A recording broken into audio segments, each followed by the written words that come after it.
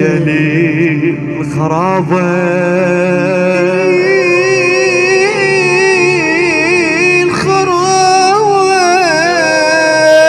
بعدها وعلى الترابة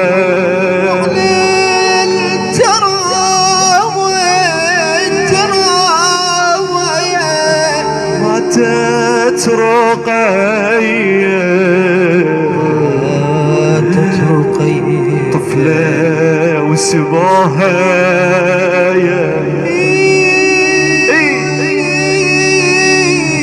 وتريد ابوها بهاي المسير شد يا مولات زينب خويا فك عينك خل احجي وياها وهاي امنيتي اتمناها شلون مجتفة ومسبية مر عليك